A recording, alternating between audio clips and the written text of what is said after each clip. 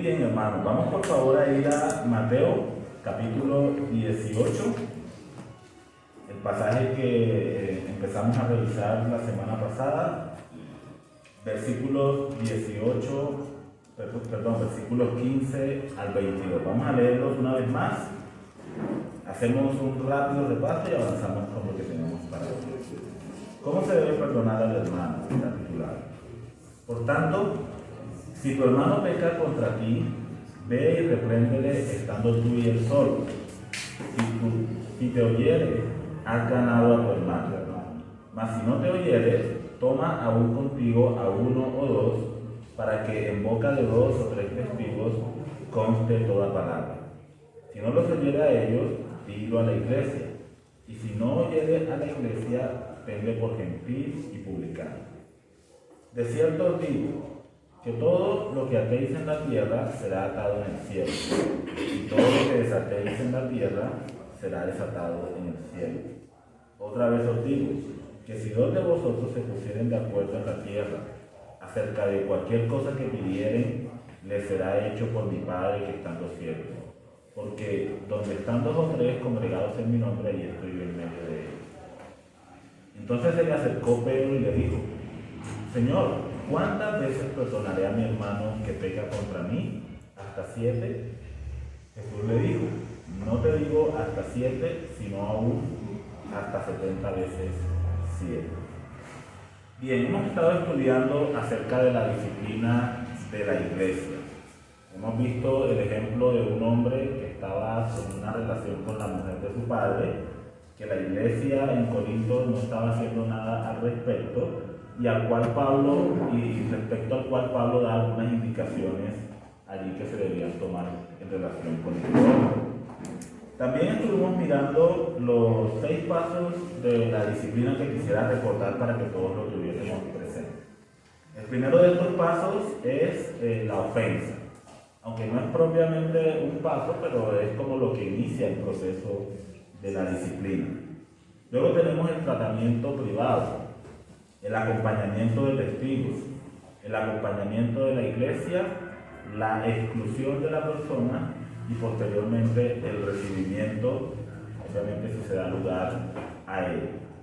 En cuanto a la ofensa, estábamos viendo que el Señor Jesucristo dice, si tu hermano peca contra ti, es decir, está haciendo referencia a un pecado que es directamente contra un hermano o otro creyente en la iglesia.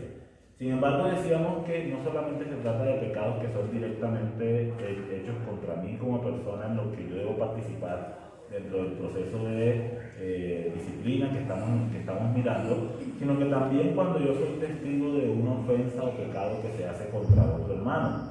Y ahí veíamos Gálatas capítulo 6, versículo 1, donde la palabra del Señor nos dice que nosotros que somos espirituales debemos restaurar al ofensor con espíritu de mansedumbre, considerándonos a nosotros mismos, porque quizá también nosotros podamos ser tentados. Entonces, ofensas que son directamente contra mí, pero también si yo soy testigo de un pecado que se comete contra otro hermano, tengo la responsabilidad dada por el Señor de ser parte de la reconciliación, de la restauración de la amistad y la relación con el hermano, o entre los hermanos que se han faltado el uno al otro.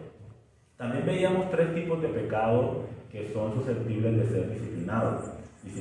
Los pecados contra la pureza doctrinal de la iglesia, y vimos el ejemplo de la iglesia en Éfeso, que lo hizo bien, pero también el ejemplo de la iglesia en Pérgamo, que permitía que las personas que se comportaban como Balaam, que era un falso profeta del Antiguo Testamento, y otros permanecieran en la iglesia enseñando cosas que torcían la doctrina y que guiaban a la iglesia en una forma incorrecta. También vimos otro tipo de pecados que son los pecados contra la pureza en la vida diaria, y de lo cual creo que ya hemos hablado, por lo menos en estas enseñanzas hemos hablado lo suficiente, creo. También vimos los pecados contra la pureza en las relaciones del cuerpo de Cristo, que son cuando hay faltas los unos contra los otros que dañan nuestra relación como hermanos que somos en Cristo Jesús. Y finalmente hablamos acerca del tratamiento privado que se le debe dar a esa situación. El Señor Jesucristo dice que aquel que ha sido ofendido por el hermano, aquel contra el cual se ha cometido ese pecado, debe ser el que va a buscar a su hermano que le ha ofendido para restaurar las cosas, para restaurar la relación con esa persona.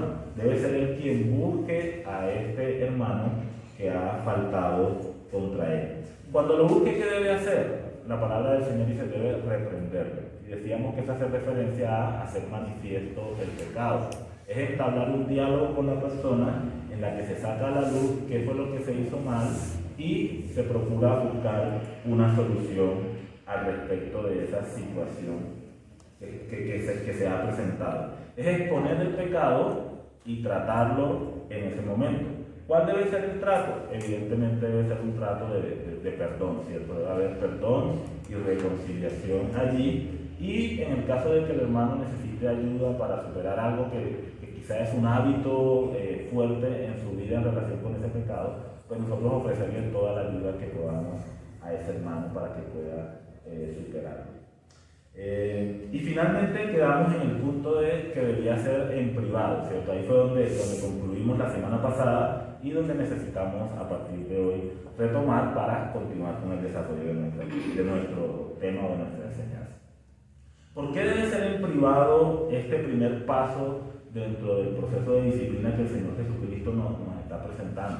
Yo creo que lo que el Señor Jesucristo quiere en este caso es que el pecado que se ha cometido no trascienda, ¿cierto? No trascienda en la relación de esos hermanos y mucho menos trascienda a otras áreas dentro de la iglesia.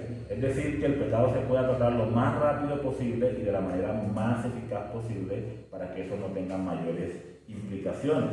Pero por otro lado, yo creo que es una clara demostración de amor hacia el hermano que ha ofendido, de parte del hermano que ha sido ofendido por él. Vamos a llamar, para simplificar a ese hermano que ha ofendido, vamos a llamarlo el pecador, ¿listo? Sabemos que todos somos pecadores, pero para no estar diciendo siempre el hermano que ha ofendido, voy a llamarlo simplemente el pecador.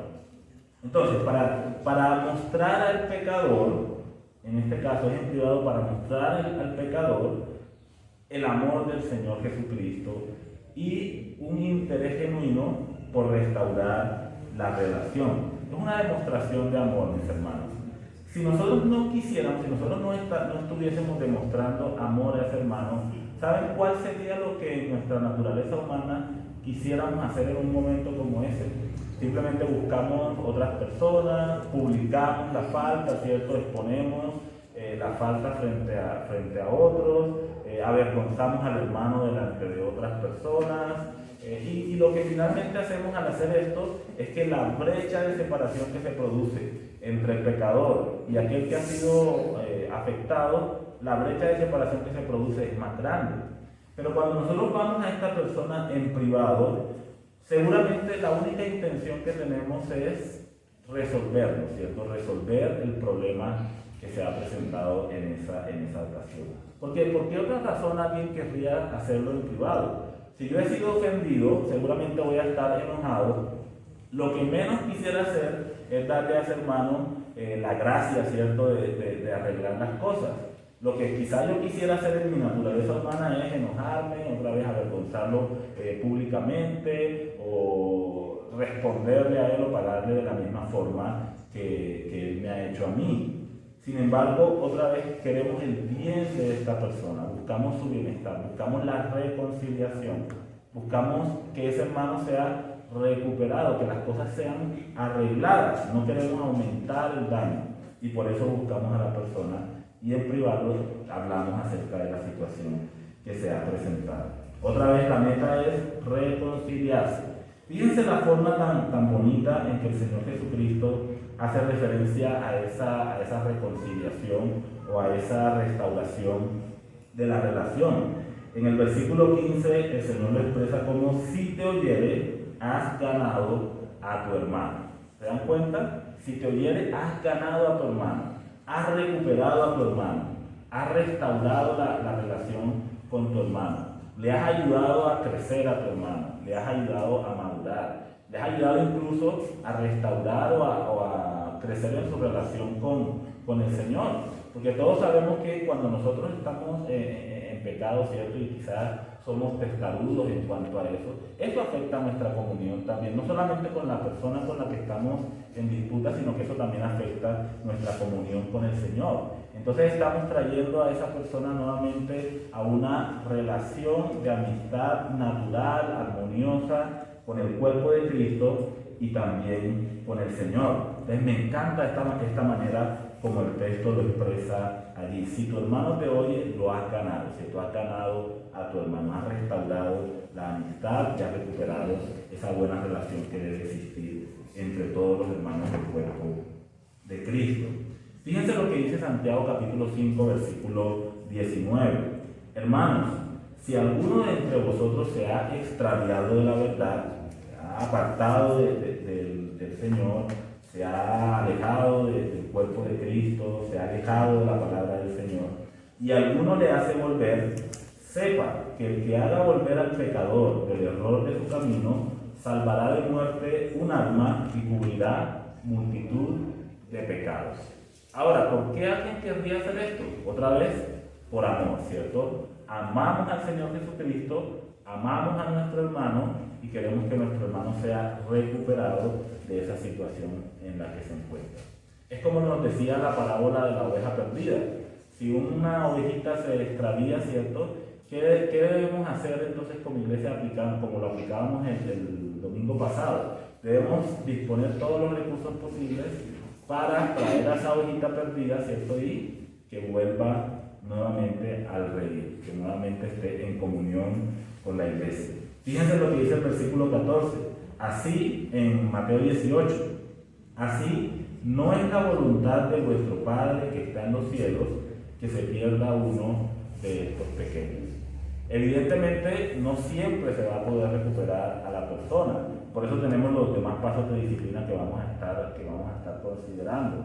Sin embargo, otra vez, en amor al Señor, en amor a ese hermano que se encuentra extraviado, nosotros debemos canalizar todos los recursos posibles para recuperarle y traerle de vuelta a la comunión con el cuerpo de Cristo y con nuestro precioso y glorioso Salvador.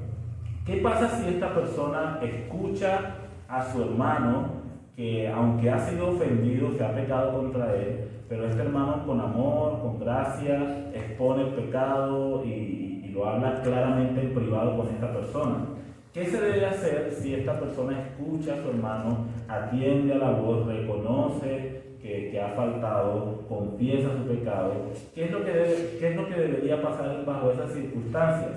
Simplemente se debe perdonar el pecado y se hace un borrón absoluto, borrón y cuenta nueva, ¿cierto? Se perdona ese pecado y se deja como algo que está sepultado o como algo que queda allí en el pasado.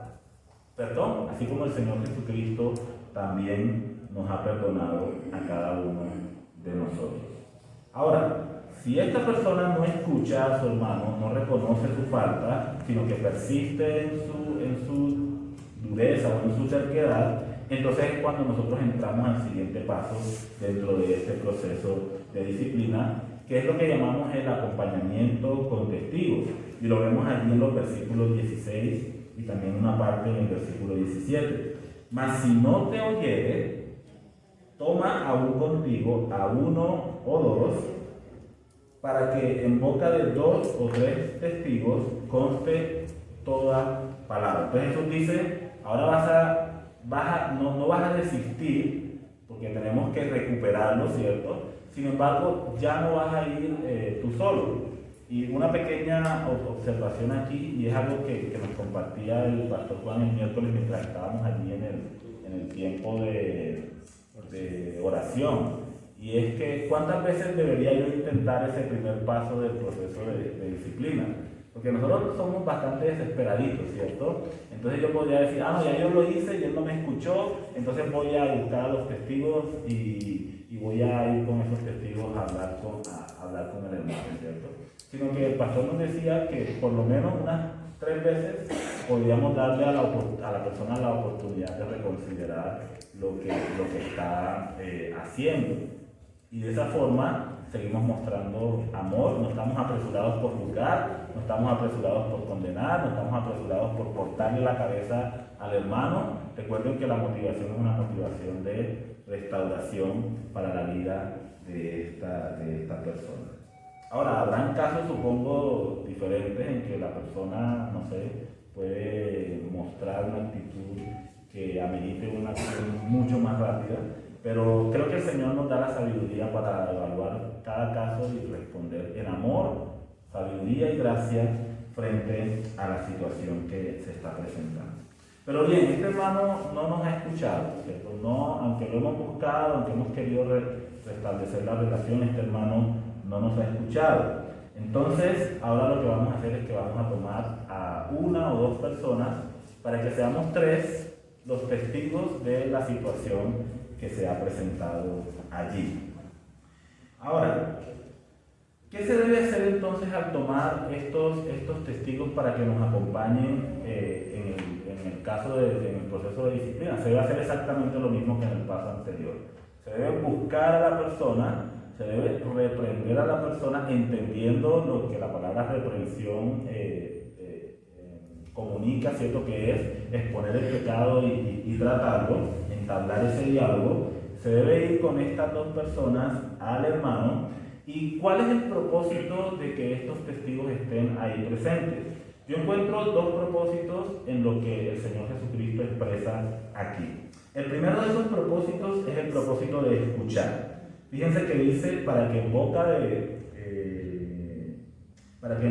dos o tres testigos conste toda palabra. Es decir, estos hombres deben estar allí para presenciar, escuchar, observar, ¿cierto? Y con mucha atención analizar la situación que se ha presentado. Seguramente ahí escucharán al hermano que ha sido ofendido, escucharán también al pecador, y estos hermanos deberán escuchar con atención para entender bien qué es lo que se ha presentado en ese caso. Luego también encontramos otro propósito, y es el propósito de intermediar. ¿Cómo lo vemos aquí? Fíjense que estos hombres no solamente deben estar ahí para escuchar, para que conste, para que quede constancia de todo lo que se dice entre estas dos personas, sino que el versículo 17 dice, si no los oyere a ellos, o sea, que estos hermanos van a expresar algo también dentro de esa conversación, si no los oyere a ellos, entonces se pasa al siguiente paso de este proceso. Pero, ¿cómo así que intermediar? Es decir, estos hermanos deben, después de haber escuchado con atención, de haber entendido la situación, deben expresar un concepto, deben expresar un juicio, deben expresar una opinión. Obviamente tiene que ser una opinión basada en la palabra del Señor para procurar ayudar al pecador a recapacitar y que exista por fin una reconciliación entre estas dos personas. Eso era lo que el apóstol Pablo le estaba pidiendo a su compañero fiel allá en Filipos en relación con Evodia y Síntique, ¿cierto? Le está diciendo, por favor, amado compañero, ayuda a estas dos hermanas a restablecer las cosas. Entonces, escucha con atención, evalúa la situación, presta atención a lo que ambos están diciendo. Ahí tienen que aplicar buena sabiduría, pero también tienen que emitir un concepto bíblico basado en la palabra del Señor para poder ayudar a los hermanos. Ahora, ¿quiénes y cómo deberían ser estos testigos?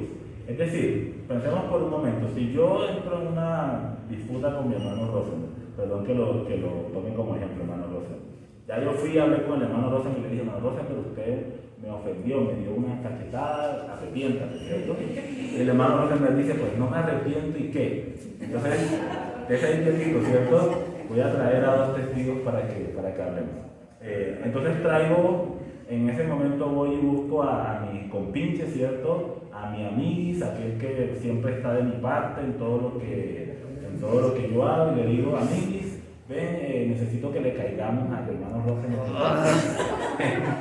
Él me ofendió, ¿cierto? Necesito que vayamos y hablemos con él, y tú sabes, cuidado te vas a poner del lado del hermano Rosen. Entonces, evidentemente, eso no expresa el corazón del Señor Jesucristo, ni busca la restauración y la amistad. Simplemente estoy buscando una persona que se va a poner de mi lado y que va a apoyarme para aniquilar a ese hermano que me ha hecho daño o que me ha ofendido. No es el corazón, evidentemente, del Señor Jesús ni lo que nosotros encontramos en la palabra. Entonces, ¿qué características debería tener esos testigos para que el proceso de disciplina se realice de una manera eficaz? Lo primero, y quizá parecerá obvio, pero por lo menos para los hermanos en Corinto no era tan obvio. Entonces quizás no lo sea para nosotros y es mejor de todas formas dejarlo por sentado. Pero lo primero que debemos tener en cuenta en cuanto a estos testigos es que deben ser creyentes. Deben ser personas que conocen al Señor Jesucristo, que tienen una relación con el Señor Jesucristo. Fíjense lo que dice 1 Corintios 6. 1 Corintios 6 es justo lo que sigue después del caso de disciplina que hemos estado mirando antes, ¿cierto? De este hombre creyente que estaba actuando de esa forma tan mala, tan perversa. Pero fíjense lo que dice el apóstol Pablo algunos versículos después de haber tratado este caso de este hombre. Dice de la siguiente manera, 1 Corintios 6:1: ¿Osa alguno de vosotros, o se atreve alguno de vosotros, cuando tiene algo contra otro, ir a juicio delante de los injustos y no delante de los santos? ¿Se atreve alguno de ustedes, hermanos, cuando tiene un pleito con algún creyente, con alguien de la familia en Cristo, en lugar de buscar acompañamiento de una persona temerosa de Dios, se atreve a ir a ventilar o a compartir estas cosas con personas de afuera de la iglesia? Dice el apóstol Pablo en el versículo 2: ¿O no sabéis que los santos han de juzgar al mundo? Y si el mundo ha de ser juzgado por vosotros, ¿sois indignos de juzgar cosas muy pequeñas? Aquí vemos que los santos se refiere a nosotros los creyentes, ¿cierto? A la iglesia. Entonces, si el mundo ha de ser juzgado por vosotros, ¿sois indignos de juzgar cosas muy pequeñas? ¿O no sabéis que hemos de juzgar a los ángeles? ¿Cuánto más las cosas de esta vida? Si pues tenéis juicio sobre cosas de esta vida, ¿ponéis para juzgar a los que son de menor estima en la iglesia? Para avergonzaros lo digo. Pues ¿qué? ¿No hay entre vosotros sabio ni aun uno que pueda juzgar entre sus hermanos, sino que el hermano con el hermano pleitea en juicio, y esto ante los incrédulos? Entonces ahí lo podemos ver, ¿verdad? Aquí el apóstol Pablo una vez más está diciéndole a los hermanos, las cosas que suceden en el seno de la iglesia, que se van a presentar, porque la iglesia está conformada por santos que todavía pecan, ¿cierto? Situaciones que se van a presentar, ustedes deben tratarlas, pero cuando vayan a tratar estas cosas, procuren buscar a personas dentro de la familia en Cristo Jesús. Personas que también conocen al Señor, personas que aman al Señor, personas que tienen temor de Dios, para que estas personas sean las que les ayuden a resolver estos inconvenientes. ¿Por qué tiene que ser un creyente? Mis hermanos, en primer lugar, porque el creyente tiene la sabiduría divina que ha aprendido a través de la palabra bendita del Señor. Otra de las razones por las que un creyente tiene temor de Dios, él quiere hacer las cosas de una manera justa, no va a ser imparcial ni se va digámoslo así, como a apoyar simplemente a una persona porque le cae mejor que la otra, sino que esa persona tiene temor de Dios y va a procurar que lo que exprese sea de acuerdo a la voluntad de Dios y no basada de pronto en una motivación propia, una motivación personal. Es porque se trata de una persona que tiene el Espíritu Santo. Y el Espíritu Santo le puede guiar de una manera eficaz a participar dentro de ese proceso. Y además es una persona que conoce muy bien la palabra del Señor. Es una persona que cuando dé su opinión, entenderíamos que esa opinión va a ser una opinión guiada por el Señor y va a ser conforme a su voluntad. Otra de las razones por las que debe ser un creyente es porque tiene, de otra manera, se convierte en un mal testimonio para los que están afuera. Imagínense nosotros aquí otra vez colocando a mi hermano Rosenberg y a mí en el ejemplo, nos disgustamos, ¿cierto? Intentamos resolver las cosas, pero en lugar de eso yo voy y le digo a una persona de afuera, no, ese hermano tan hipócrita, mire que se cree muy santito y no sé qué, y empiezo, digamos, a calumniar, hermano, delante de las personas que están afuera. ¿Qué creemos nosotros que va a tener, qué efecto creemos nosotros que va a tener eso en las personas que están afuera? ¿Cómo va esa persona a percibir a la iglesia del Señor Jesucristo? Evidentemente va a ser algo de tropiezo para esa persona. Va a ser algo que la va a hacer dudar de lo que nosotros enseñamos aquí. Y es ahí cuando nosotros empezamos a escuchar comentarios como, si así son ellos, entonces ¿para qué yo busco al Señor? ¿O para qué leo la Biblia? Y otras cosas por el estilo. Y por último, otra razón que podemos mirar allí es porque evidencia falta de sabiduría y la incapacidad de la iglesia para resolver las situaciones que se presentan en el tiempo actual. Fíjense lo interesante de las palabras de Pablo aquí, que realmente son palabras bien grandes. Pablo le dice a los creyentes, hermanos, ustedes van a juzgar el mundo. Pero no solamente van a juzgar el mundo, ustedes van a juzgar a los ángeles. Es decir, que cuando el Señor Jesucristo venga a su trono de gloria con todos nosotros para traer juicio sobre la humanidad, de alguna manera nosotros estaremos participando dentro de ese proceso, ¿cierto? De traer juicio. Por ejemplo, en Apocalipsis dice que cuando Él se siente, el Rey de Gloria, se siente en su trono de gloria, además se colocarán otros 12 tronos donde se sentarán los discípulos para juzgar a las 12 tribus de Israel. De alguna manera, también nosotros estaremos participando dentro de ese proceso. Ahora, si el Señor ha dado a la iglesia, a su iglesia, una responsabilidad que, aunque no entendemos del todo en este momento, sí es una realidad que estaremos desarrollando en la vida venidera, juzgando asuntos grandes, ¿cierto? Lo que competen al mundo e incluso a los ángeles. Dice el apóstol Pablo, ¿cómo es posible que teniendo tal perspectiva hacia el futuro nosotros los creyentes no seamos capaces en el tiempo presente de poder atender situaciones que se presentan en el seno de la iglesia? Realmente no tiene sentido. Debemos tener la capacidad de hacerlo porque el Señor nos ha dado a nosotros como iglesia esa capacidad. Así que tenemos la autorización del Señor Jesucristo para evaluar asuntos relacionados con esta vida, no de los que están afuera en el mundo, por lo menos ahorita en el tiempo presente, ¿cierto? Sino de los asuntos que se presentan aquí en medio del cuerpo del Señor Jesucristo. Ahora, otra cosa que surge de aquí, de este pasaje, en relación a cómo deben ser los testigos, primero vemos que deben ser creyentes, es que también Pablo espera que esos testigos sean personas maduras en la fe. ¿Cómo lo sabemos? Fíjense en el versículo 4. Si pues tenéis juicio sobre las cosas de esta vida, ¿ponéis para juzgar a los que son de menor estima en la iglesia? Aquí evidentemente es una pregunta que se responde a sí misma, ¿cierto?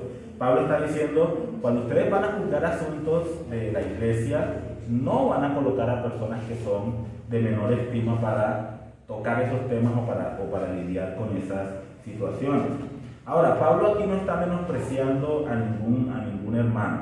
Básicamente lo que Pablo está tratando de decir es que esos testigos o esas personas que deben ser llamadas por el creyente que ha sido ofendido para apoyarle en el proceso de recuperación de ese hermano, deben ser personas no de menor estima en la iglesia, en el sentido en que deben ser personas reconocidas por la iglesia. Deben ser personas que la iglesia en conjunto tiene como personas que son maduras en la fe, tiene como personas que son llenas del Espíritu de Dios, personas llenas de sabiduría y personas que tienen un buen testimonio. Es decir, son personas que la iglesia claramente identifica como hermanos que son maduros en Cristo Jesús. Pablo, como lo vemos, lo manifiesta allí en el versículo 5, Pablo lo reafirma lo que estamos diciendo, porque él dice, para avergonzaros lo digo, no hay entre vosotros sabio ni aun uno que pueda juzgar entre sus hermanos. Es decir, que cuando Pablo se refiere a personas de estima en la iglesia o personas reconocidas en la iglesia, se refiere a personas que son personas llenas de sabiduría. Estamos hablando de creyentes que son maduros en Cristo Jesús, que han sido ejercitados en la palabra de Dios, otra vez que tienen evidentemente la llenura del Espíritu Santo y que son hermanos de un buen testimonio. Porque de esa manera vamos a contar con hermanos imparciales que realmente van a poder ayudar a que la situación mejore. Claro, no van a ser hermanos que van a estar de mi parte, ¿cierto? Que van a favorecerme a mí. Son hermanos que van a escuchar con atención y que van a emitir un juicio con verdad, con justicia, imparcialmente, porque lo que buscamos en ese momento es que nuestro Dios sea honrado y sea exaltado su nombre. Otra vez que el hermano sea recuperado. Bien, entonces, creyentes, los testigos deben ser creyentes, deben ser maduros, están para escuchar, están para emitir un concepto bíblico en relación con la situación. Ahora, ¿qué sucede si la persona, el pecador, escucha a estos hermanos, reconoce que ha faltado, confiesa su pecado? Otra vez ahí encontramos una restauración que se debe producir, ¿cierto? Debe haber perdón, debe haber cancelación de esa deuda, estamos en paz, mi hermano, la amistad se restaura y seguimos adelante juntos. El problema debe detenerse allí, no debe trascender más. No es como que acabamos de arreglar la situación y luego esos testigos, si son maduros no lo van a hacer, pero si no son maduros, entonces esos testigos dicen, no, pues ya estuvimos ahí lidiando con ese hermano, siendo complicado, pero no, ya por la gracia del Señor. se recuperó. Y los testigos van, no, ¿cierto? Ya son hermanos que van a participar dentro de lo que el Señor está diciendo y se finiquita ahí el asunto. Final, no va más. ¿Cierto? Ahí termina la situación. Ahora, si esta persona no escucha tampoco a su hermano, no escucha a estos dos testigos, entonces la palabra del Señor nos dice que el proceso debe continuar. ¿Cuál es la siguiente fase dentro de este proceso? ¿Alguien lo dijo? El acompañamiento de la iglesia. Lo encontramos en el versículo 17, Mateo 18, 17. Si no los oyere a ellos, o sea, a los testigos, dilo a la iglesia, ¿cierto? Si no los oyere a ellos, dilo a la iglesia. Fíjense que en todo momento el Señor Jesucristo a través de este proceso está mostrando amor al pecador, ¿cierto? Amor al pecador. Porque quizá cuando nosotros vimos el caso del hombre que estaba con la mujer de su padre, nos parece muy fuerte eso de quiten a ese perverso, ¿cierto? Sáquenlo de la comunión de la iglesia. Eso nos parece bastante fuerte. Pero fíjense todo lo que ha pasado antes de llegar a un punto como ese. A este hermano se le ha demostrado amor. La persona que está ofendida lo ha buscado, se ha hablado con él, ha tratado de restaurar las cosas. Esta persona luego trae a testigos para que le ayuden dentro de ese proceso, para restaurar las cosas. Pero es que esta persona ha mostrado hasta este momento una terquedad, falta de arrepentimiento en lo que él ha realizado. Es una persona que ha endurecido su corazón respecto a la palabra del Señor, porque no vamos a exponer el pecado con argumentos personales o con ideas nuestras, sino que vamos con la palabra del Señor. Eso es lo que el Señor dice, mi hermano, y eso es lo que nosotros deberíamos hacer. Entonces, esta persona no escucha a los testigos, viene el acompañamiento de la iglesia. Dice el versículo, ya lo leí, versículo 17, si no lo escuchas, dilo a la iglesia.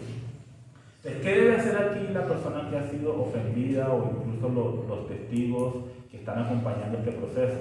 Deben convocar al cuerpo de Cristo para una reunión en la cual se debe discutir la situación que se ha presentado. Ahora, ¿qué debería suceder en esa reunión? Se debe escuchar al ofendido, ¿cierto? Al que ha sufrido el pecado. Se debe escuchar qué fue lo que pasó, se deben tener los argumentos allí. Se debe escuchar también a los testigos porque ellos estuvieron presentes. Delante de ellos se dijo todo lo que se dijo, toda palabra ha quedado, digámoslo así, registrada, por lo menos en la mente de estos hombres, en la memoria de estos hombres. Se debe escuchar a los testigos y se debe escuchar también al ofensor, si es posible. Digo si es posible en el sentido en que en algunas ocasiones la persona que ha cometido el pecado no va a querer, ¿cierto?, estar delante de la iglesia para rendir cuentas delante de los creyentes en relación con un asunto en particular. Probablemente no va a querer, pero si la persona está dispuesta a participar, se debe escuchar también lo que esa persona tenga que decir. Y luego se debe hacer exactamente lo mismo, se debe reprender al pecador, ¿cierto? Al pecador. Otra vez, ¿qué es reprender? Es exponer con claridad el pecado, ¿cierto? Y darle un tratamiento.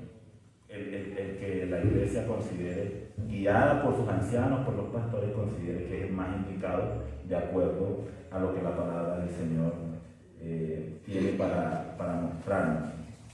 Fíjense que esto que Jesús está diciendo aquí es lo mismo que el apóstol Pablo aplicó en su momento.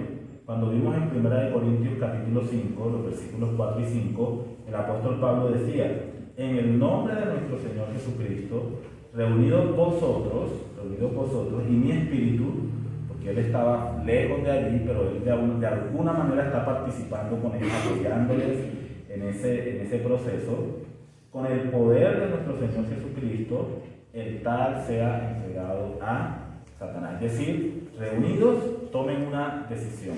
Y lo que Pablo les está mandando a hacer en este momento es que ese hombre sea entregado a Satanás. Ahora, mis hermanos, cuando la iglesia hace esto, creo que ya lo hemos mencionado, pero no está de más reafirmarlo. Cuando la iglesia hace esto, no es algo que la iglesia está haciendo de manera arbitraria o tomándose atribuciones que no le corresponden a la iglesia. El corazón de Pablo y el corazón de Jesús en este caso es exactamente el mismo. Pablo dice: en el nombre de Jesús, en el poder de Jesús.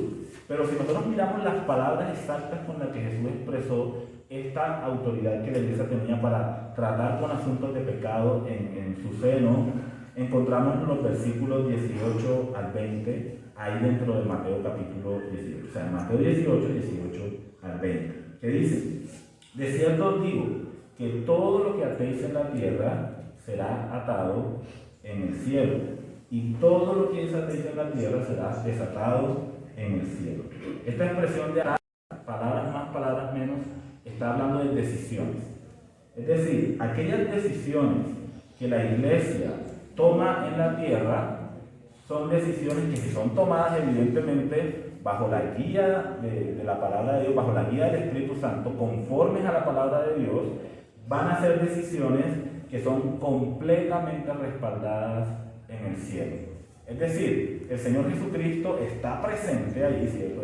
Él va a estar, se está haciendo todo en el nombre de Jesús, se está haciendo en el poder de Jesús. El Señor Jesucristo va a estar ahí presente, reafirmando la decisión que la iglesia está tomando.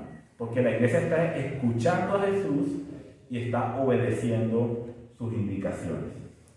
Pero también otra cosa importante que este pasaje nos dice: primero, que no es arbitrario, es una autoridad que Cristo ha delegado en la iglesia. Pero por otro lado, la iglesia debe estar de acuerdo. Fíjense que el versículo 19 dice: otra vez os digo, que si dos de vosotros se pusieren de acuerdo en la tierra acerca de cualquier cosa que pidieren, les será hecho por mi Padre que está en los cielos. No, a veces toma estos versículos, ¿cierto?, y los saca del contexto y se pone a decir cosas que la Biblia no dice. Como por ejemplo, que si nosotros nos reunimos, el hermano Rosen, el hermano William y yo, los tres, ¿cierto?, y le pedimos al Señor algo, entonces el Señor está obligado a hacerlo, porque ahí dice que el Señor hará lo que nosotros le pidamos que haga si nos reunimos dos o tres. Pero está hablando, si dos o tres están de acuerdo. Sin embargo, mis hermanos, lo que está diciendo aquí es en el contexto, estar de acuerdo en el contexto de la disciplina, porque se requiere ponerse de acuerdo, mis hermanos. Creo que otra vez lo he mencionado antes. Si nosotros como iglesia, cuando tenemos un chicharrón como ese, no nos ponemos de acuerdo, entonces eso puede ser una causa de división en medio de nuestro. Si nuestros corazones no se sintonizan con el corazón del Señor Jesucristo en este caso, si no atendemos a lo que el Señor Jesucristo nos está diciendo, si no aplicamos la palabra de Dios y nuestros corazones se unen en torno a lo que la palabra de Dios está diciendo, eso se puede prestar para una situación bastante dolorosa de división en medio de la iglesia. ¿Por qué? Porque quizá al tomar la determinación, algunos estarán de acuerdo, otros no, y entonces empezarán los choques los unos contra los otros. Y es algo bastante peligroso. Entonces es necesario que como iglesia estemos de acuerdo en ese sentido. Y esa es una de las razones por las que tenemos que tocar estos temas, ¿cierto? Porque a veces si no los tocamos, quizás nosotros podamos tener una perspectiva diferente acerca de cómo se lidian con ciertas situaciones en medio de la iglesia. Quizás uno podría pensar, ay, pero esos pastores son como muy duros, ¿cierto? Porque están hablando con un hermano de esta manera o de otra. Cuando realmente lo que está sucediendo es que se están dando unos pasos para restaurar a una persona que quizás ha sido persistente en su pecado y que eventualmente tiene que llegar al punto en que tiene que ser un asunto tratado con la iglesia en pleno.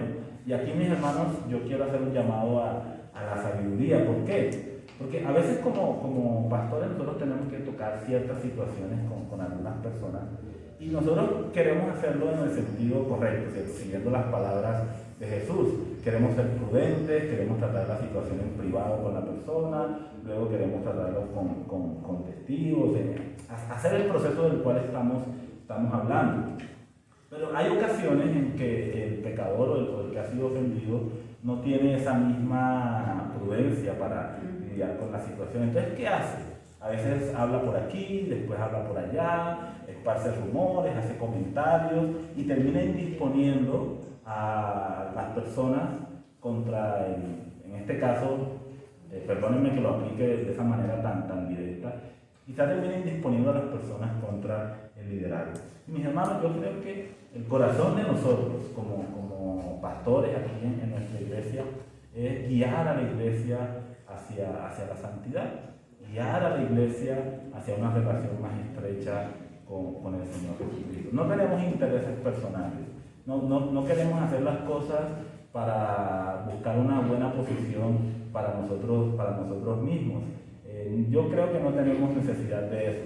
De hecho, hemos dejado a un lado ciertas cosas por amor a nuestro Señor para dedicar tiempo y atender las cosas que son parte del cuerpo de Cristo. Y lo hacemos porque amamos al Señor Jesucristo y porque amamos también a nuestros hermanos que el Señor Jesucristo ha rescatado con su sangre y a los cuales ha puesto bajo el cuidado de nosotros como siervos. No lo estoy diciendo por ninguna situación en particular y de pronto el comentario tan directo puede hacer pensar eso. Simplemente que es algo que yo creo que como pastores a veces tenemos que lidiar y es bueno que la iglesia entienda estas cosas para que pueda estar orando por nosotros, para que pueda el Señor darnos la sabiduría que necesitamos para lidiar con estas cosas de una forma que sea agradable al Señor, ¿cierto? Porque no somos perfectos y necesitamos de la guía y de la sabiduría del Señor cada día. Podemos cometer errores, pero siempre queremos honrar y glorificar el nombre de nuestro Señor. Muy bien, entonces, como decía, tiene que haber un acuerdo. La iglesia debe ponerse en un solo corazón. Debe tomar una decisión con un mismo espíritu de restauración para el hermano, pero también con un celo santo por guardar la santidad, la pureza del cuerpo de Cristo. Recordemos las palabras de Pablo: yo lo celo con celo de Dios, porque yo los he reservado como una virgen pura para Cristo. Si no tenemos ese celo por la iglesia, no amamos la iglesia y no amamos a nuestro precioso Señor y Salvador. No importa lo que digamos, si nosotros no anhelamos que la iglesia sea una iglesia santa y pura, y eso nos produce a nosotros pasión en nuestro corazón, no estamos mostrando amor ni por la iglesia, ni mucho menos por el nombre de nuestro Señor Jesucristo. Y finalmente, en estos versículos, por un lado, no es arbitrario, la iglesia tiene la autoridad dada por Jesús. Por otro lado, tiene que haber un acuerdo. Y por último, debemos recordar que el mismo Señor Jesucristo está presente. Así que debemos ser sabios y cuidadosos en la decisión que vamos a tomar, para que esa decisión sea conforme a la voluntad del Señor Jesucristo. No es mi venganza personal. No es porque el hermano me disgusta o me cae mal. Es porque el Señor Jesucristo está presente y tenemos que honrarle y glorificarle a nuestro Dios. Mis hermanos, ¿qué pasa? ¿Qué sucede si en ese momento la persona, después de que ha escuchado a la iglesia, seguramente ha pasado, si está ahí, ha pasado por una vergüenza tremenda? Pablo, mis hermanos,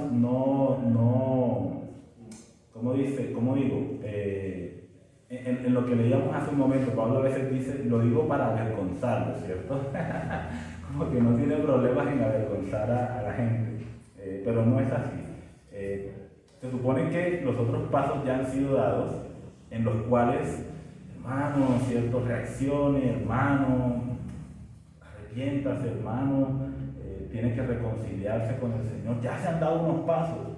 Finalmente Pablo dice, ahora tengo que decir esto para que se avergüence, ¿cierto? Porque realmente que la persona esté delante del cuerpo de Cristo y se esté presentando una situación como esta delante del cuerpo de Cristo, es algo que, por lo menos en un creyente, debería producir vergüenza. Pero esa vergüenza es positiva, porque tiene un objetivo. Y el objetivo es que esa persona por fin se dé cuenta de que lo que está haciendo está mal. No se trata de que una persona se lo diga. No se trata de que se lo digan dos testigos, quienes sean. No se trata solamente de algo personal. Se trata de que esa persona está dañando al cuerpo de Cristo y está deshonrando el nombre de nuestro Señor. Así que es un momento, creo que clave, importante, difícil y que necesita ser administrado con mucho cuidado, pero va a ser un proceso vergonzoso necesariamente. No hay forma de evitar esto, yo creo, un proceso vergonzoso para la persona. Sin embargo, si esa persona en ese momento es convencida, es confrontada, el Espíritu de Dios le da a esta persona la certeza de que ha pecado, entonces esa persona confiesa su pecado, ese momento es el momento para perdonar. Es el momento para perdonar. Como lo hemos hecho en los pasos anteriores. Se debería hacer un borrón y cuenta nueva. Y a veces se va a requerir, quizá en algunos casos, de algún tiempo para que algunos hermanos dejen eso en el pasado, ¿cierto? De los hermanos maduros se espera más, de los hermanos que quizá no están empezando su caminar con el Señor, quizá va a ser un poquito más difícil para ellos. Por eso es que queremos evitar llegar a un punto como ese. Sin embargo, debe ser hecho porque es la voluntad de nuestro Señor. Si la persona no escucha a la iglesia, entonces se debe seguir al siguiente paso. Pero eso lo veremos en nuestra próxima enseñanza sobre eso. Pero no quisiera terminar sin dar una conclusión final para el día de hoy, para este tiempo en que estamos aquí reunidos.